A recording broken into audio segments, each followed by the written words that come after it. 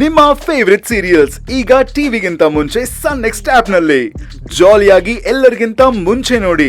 ಈಗಲೇ ಸನ್ next app download ಮಾಡಿ ಮತ್ತು ಸಬ್ಸ್ಕ್ರೈಬ್ ಮಾಡ್ಕೊಳ್ಳಿ.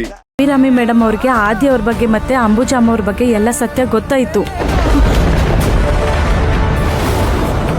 ಅಂದ್ರೆ ಅವರು ನಿಮ್ಗೆ ಮೋಸ ಮಾಡಿದ್ದು, ಶಾಂಭವಿ ಪಾಪುನ ಕೊಂದಿದ್ದು, ಯಾಮಾರಿಸಿ ಅವ್ರನ್ನ ಮದ್ವೆ ಆಗಿದ್ದು, ಹಾಗೆ 750 ಕೋಟಿ ಮೋಸ ಮಾಡಿದ್ದು, ನಿಮ್ ಮೇಲೆ ಸುಳ್ಳು ಕೇಸ್ ಹಾಕಿದ್ದು ಎಲ್ಲಾನು ಬಿಡಿಸಿ ಹೇಳ್ಬಿಟ್ಟೆ.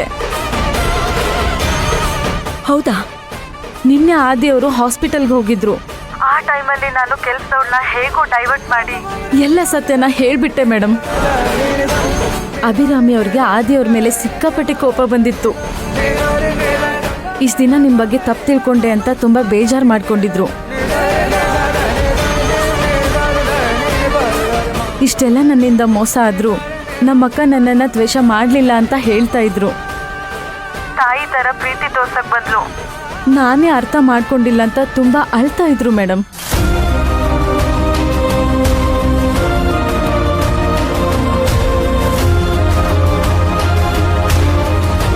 ಅದೇ ಸಮಯಕ್ಕೆ ರಾಖಿಯವರು ಅಲ್ಲಿಗೆ ಬಂದ್ರು ಮೇಡಮ್. ಅವರು ಬಂದು ಆದಿ ಅವ್ರ ಬಗ್ಗೆ ಅಂಬುಜಾಮ್ ಅವ್ರ ಬಗ್ಗೆ ಎಲ್ಲ ಸತ್ಯ ಹೇಳಿದ್ರು. ಹೌದಾ? ಸುನೀತಾ, ಒಂದ್ ಕೆಲ್ಸ ಮಾಡು, ರಾಖಿಗೆ ಸ್ವಲ್ಪ ಕಾನ್ಫರೆನ್ಸ್ ಕಾಲ್ ಹಾಕ್ತೀರಾ? ನಾನ್ ನಂಬರ್ ಕೊಡ್ತೀನಿ. ಹಾ ಮೇಡಮ್, ಹೇಳಿ. 8452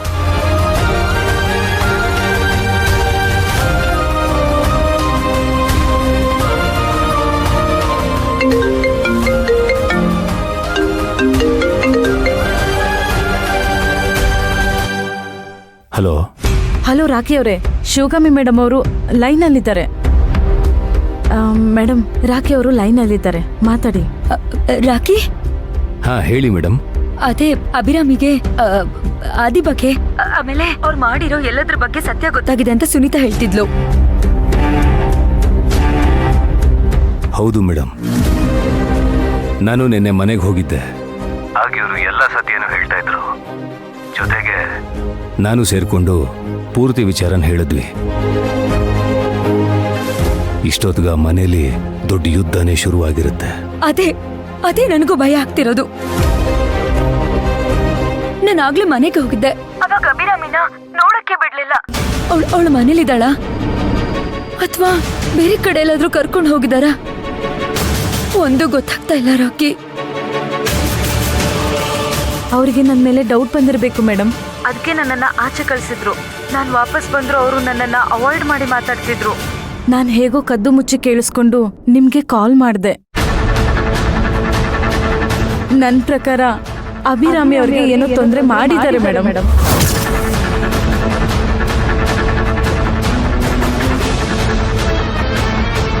ಅವ್ರು ಹೇಳ್ತಾ ಇರೋದು ಕರೆಕ್ಟ್ ಆಗಿದೆ ಮೇಡಮ್.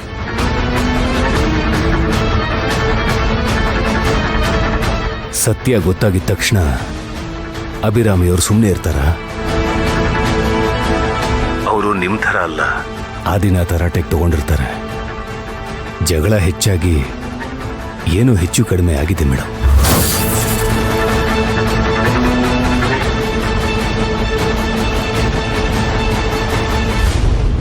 ಅಯ್ಯೋ, ಅವಳಗ್ ಸತ್ಯ ಗೊತ್ತಾದ್ಮೇಲೆ ಅವಳಲ್ಲಿ ಇರಬಾರ್ದಾಗಿತ್ತು.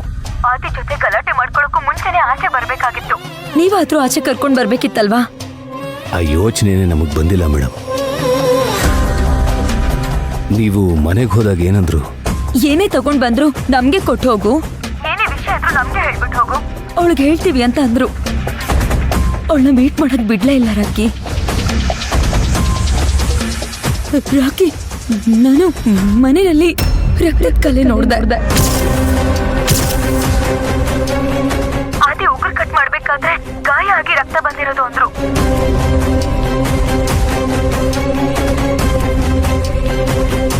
ಇಲ್ಲ ಮೇಡಮ್, ಅವರು ಸುಳ್ಳು ಹೇಳ್ತಾ ಇದ್ದಾರೆ.